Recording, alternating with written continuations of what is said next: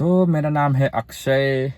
Video बनवायचा मुद्दा असा आहे, मी इंस्टाग्रामवर व्हिडिओ बनवायचो, मीन्स रील्स बनवायचो, टाकायचो.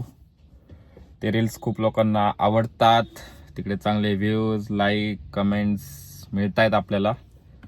आणि तिकडे आपले काहीतरी 10-11 हजार फॉलोअर्स कंप्लीट झालेले आहेत इंस्टाग्रामवर. तर तिथले खूप लोक म्हणजे ऑडियन्स, आपले फॅमिली, आपले मित्र परिवार बोलत होते की इंस्टाग्रामवर जसं करतोय पण ते छोटे व्हिडिओ असतात, तर मग असेच मोठे व्हिडिओ चालू करा टाकायला. मग त्यासाठी आपल्याकडे आहे ऑप्शन, कोणी रे, यूट्यूब. तर मग त्यासाठी आपण हा चॅनल उघडलाय आणि आपण याच्यावर अनफिल्टर्ड व्हिडिओ टाकणार आहे. म्हणजे जसे आहे तसे, याच्यात ना एडिट करणार आहे ना काय करणार आहे, जे रिअल आहे त्यात दरण टाकून डायरेक्ट टप्पा.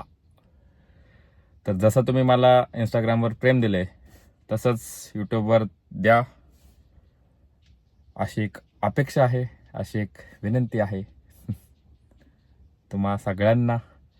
इतकंच प्युअर मराठी मला बोलता येतं, नाहीतर मग आपलं मराठीला डेंजर आहे. हो, बेसिकली सपोर्ट करा, लाईक करा, शेअर करा, सबस्क्राईब करा, उठून टाका बाजार. चला स्टार्ट करूया. आज आलोय आपण जिमला. आज आपला आहे बॅक बायसेप.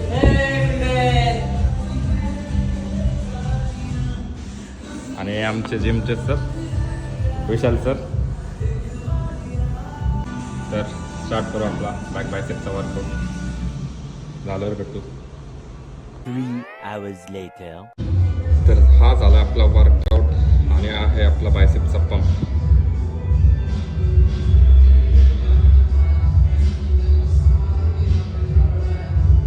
तर आता काही महान लोक कमेंट करायला येतील की एवढा बारीक बायसेप, लसूण, हे ते.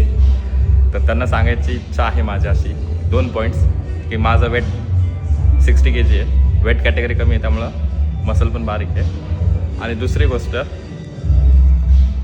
मी प्रोफेशनल बॉडी बिल्डर नाही आहे, मी सेल्फ स्ट्रेंथ आणि स्वतःच्या फिटनेससाठी वर्कआउट करतो. 200 वर्ष विचार केल्यानंतर पण मला सोल्युशन भेटलं नाही आहे. मी विचार करतोय यूट्यूब चॅनल चालू केला, कॉन्टेंट काय आहे, आपल्यामध्ये टॅलेंट काय आहे, शून्य शून्य, काय टाकणार रोज त्याच्यावर. मग विचार केला एक काम करू, कॉन्टेंटची गरज नाही आहे, जे दिवसभर करतो तेच टाकू, डेली व्लॉग्स टाईप, फक्त त्याच्यात अनफिल्टर्ड. म्हणजे काय केलं दिवसभर, एखाद्या टॉपिकवर बोलायचं असेल, XYZ दुनियेत काय चालू आहे त्यावर आपल्याला आपलं ओपिनियन मांडायचं असेल, असं काहीतरी करू बोललो. सो असा एक पर्टिक्युलर टॉपिक नसेल आपल्या या चॅनलवर, आपण सगळंच टाकत जाऊया. जे जे काय करतो किंवा कुठे काय XYZ टॉपिकवर बोलायचं असेल आपल्याला. समजेल तुम्हाला, मला पण नाही समजत आहे, बघू समजेल. 3 hours later.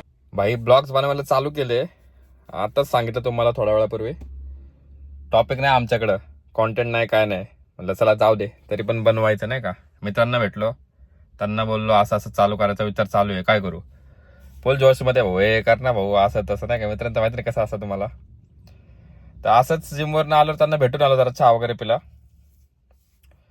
आमचे टॉपिक काय असेल तुम्ही विचाराच्या डोक्याच्या बाहेरची पलीकडची गोष्ट सांगतो तुम्हाला. एक जॉब करतोय, एकाचा बिझनेस आहे, पण स्टार्टअप आहे, म्हणजे नाही का व्यवस्थित, म्हणजे एकदम बेसिक अर्निंग चालू आहे.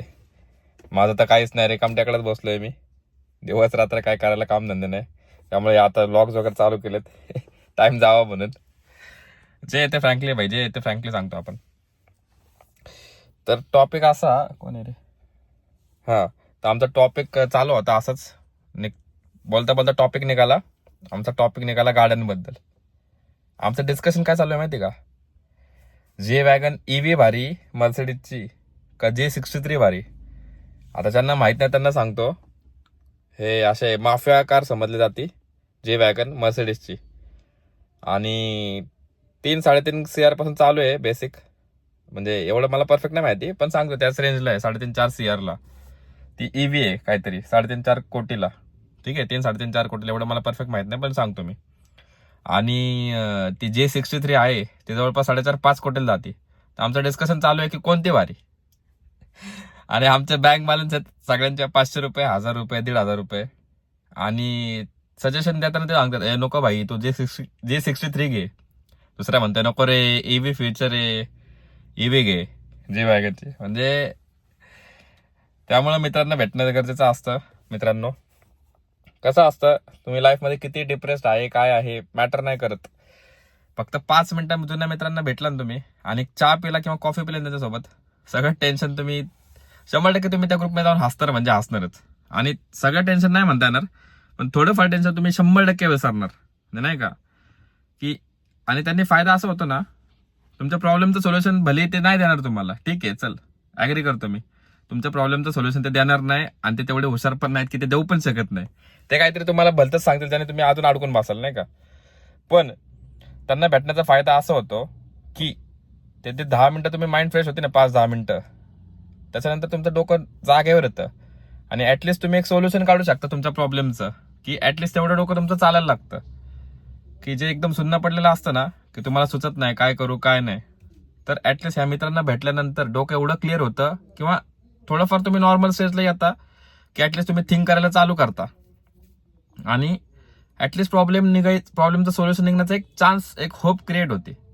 कळतोय का माझा पॉईंट? हा, तर सांगायचं तात्पर्य आणि तो पॉईंट असा आहे की म्हणजे याचं काय बोलतात ते कन्क्लुजन म्हणता येईल तुम्हाला, की जास्त जर वाटलं एकटं वाटतंय किंवा नाही का एकदम डिप्रेशन मध्ये गेले तुम्ही, काहीतरी वेगळे थॉट्स येत आहेत, निगेटिव्ह थॉट्स येत आहेत, लाईफ संपावशी वाटते वॉटेवर, जे काय ते एकदमच संपली, काहीच नाही करू शकत आपण, अशा जाऊन फक्त 5-10 मिनिटं जुन्या मित्रांमध्ये बसायचं, भेटायचं, आपोआप तुम्ही ट्रॅकवर येणार 100%. हा मेन पॉईंट आहे सांगायचा, बाकी काय नाही. बाकी असं नाही म्हणते की 24 तास जाऊन बसा त्यांच्यामध्ये सगळ्या गोष्टी कामधंदे सोडून. आणि अजून एक मेन मुद्दा, तर इंस्टाग्रामवर 2-3 दिवसापूर्वी मला एकाने कमेंट केली होती की चांगले हातपाय देवाने दिलेत, असं तसं XYZ, काम धंदे कर काहीतरी, आई वडिलांना प्राऊड वाटेल नाही का, त्यांना सांभाळ. तर सांगायचं असं इच्छितो की मी BE सिव्हिल केले, BE सिव्हिल इंजिनिअरिंग झाले, त्याच्यानंतर मी मास्टर्स केले आणि जगातले ऑलमोस्ट सगळे जॉब करून बसलोय मी 7-8 वर्षात.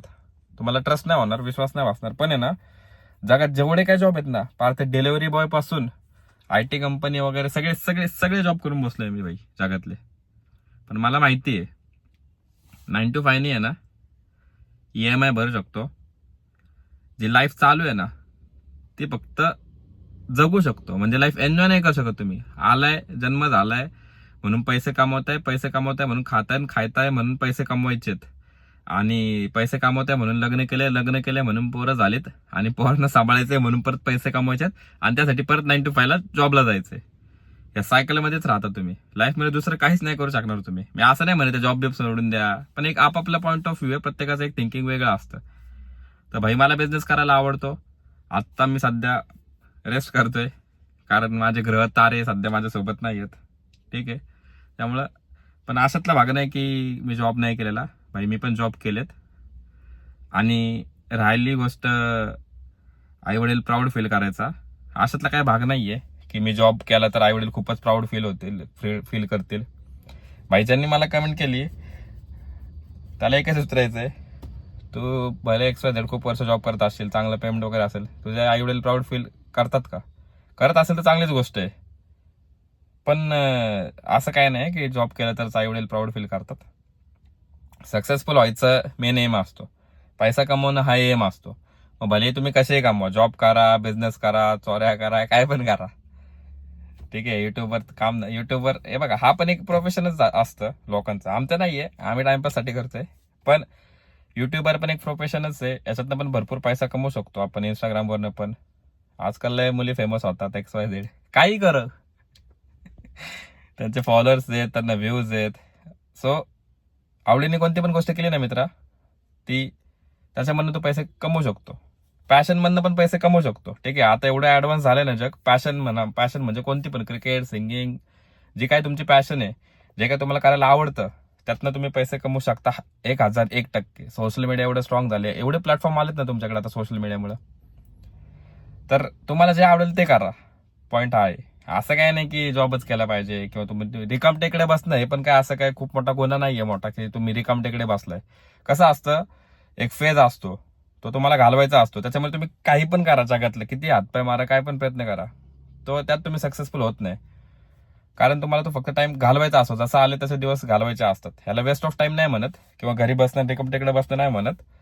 ह्याच्यामध्ये खूप काही गोष्टी शिकता आणि हा फेज येणं लाईफमध्ये गरजेचं आहे. ह्याच्यातनं तुम्ही खूप काही शिकता आणि मग पुढे तुम्हाला जेव्हा हेच प्रॉब्लेम्स येतात सिमिलर रिलेटेड, तेव्हा तुम्ही मस्त कोपअप करता. तेव्हा तुम्हाला कोण अडवत नाही. ठीक आहे. सो असं नका समजू की तुम्ही काय करत नाही म्हणजे तुम्ही रिकाम टेकडे किंवा तुम्हाला नॉलेज नाहीये किंवा तुम्ही शून्य आहे, तुम्ही काहीच नाही करू शकत. असं काय नसतं.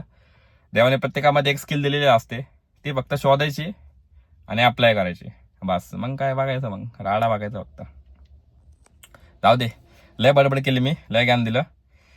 आता काय रात्र तर होत आली आहे. बघू पुढचा काय प्लॅन असेल तर सांगतो. नाहीतर पहिला व्हिडिओ आहे, मला पण पैसे कमवायचे, रिकाम टेकडा नाही राहायचं. मला पण जी वॅगन घ्यायची. सो लाईक करा, शेअर करा, चॅनलला सबस्क्राईब करा.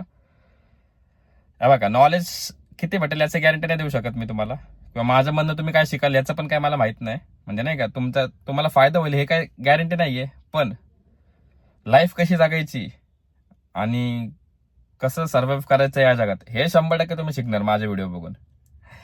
चला बाय बाय, टेक केअर, जय श्रीराम.